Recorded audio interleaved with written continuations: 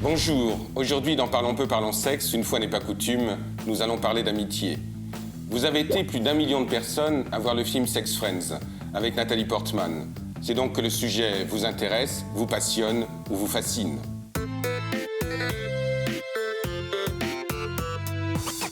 Ceci est un sex friend. Est-ce vrai ou est-ce faux? C'est faux, bien entendu. Il ne s'agit absolument pas d'un sex friend. Un sex friend, c'est tout simplement un ami, une personne que l'on rencontre régulièrement et avec qui on n'a que des relations sexuelles. Il ne s'agit donc pas d'un coup d'un soir, mais d'une relation régulière, continue, avec quelqu'un avec qui on n'a que des relations sexuelles. Dans ce type de relation, il n'y a aucun engagement et aucune obligation.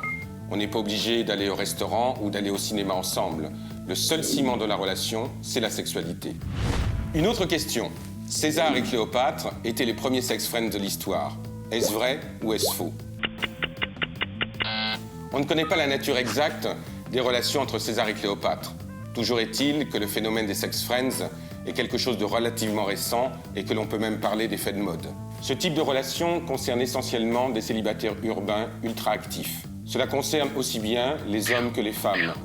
C'est le meilleur moyen qu'ils ont trouvé pour ne pas s'engager dans une relation, bien souvent parce qu'il peut y avoir un désenchantement par rapport à la relation amoureuse, et aussi parce que cela leur donne la possibilité d'avoir une vie sexuelle sans perdre de vue les obligations de leur vie professionnelle.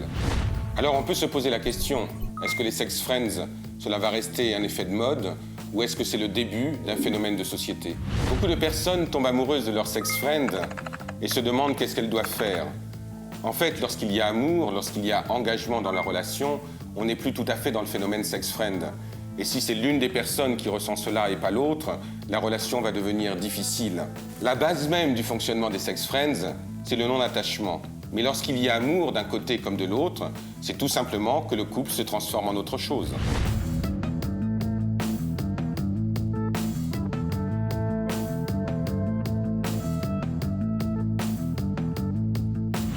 Le phénomène sex friend correspond à des règles relationnelles bien précises.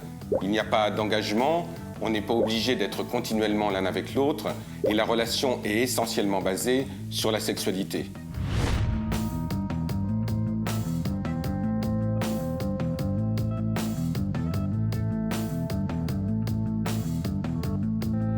Certains d'entre vous peuvent multiplier les sex friends après une déception amoureuse.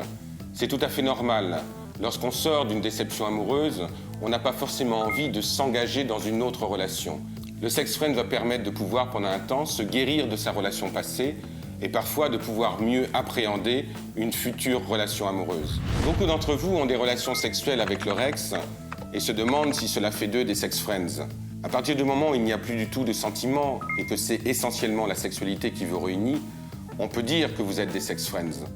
Et en même temps, il faut se demander si cela n'est pas une solution de facilité et si vous ne revenez pas vers votre ex parce que vous êtes en territoire connu. Et pour terminer, je vous propose un livre, Oser les sex friends. Et comme le sujet est très à la mode, plusieurs films ont été réalisés autour de lui, et notamment celui-ci, Sexe entre amis, avec Justin Timberlake. Voilà, cette émission est terminée. Je vous rappelle que pour vous abonner, il faut cliquer ici. Et je vous retrouverai avec plaisir pour une nouvelle émission de Parlons peu, parlons sexe la semaine prochaine. Au revoir.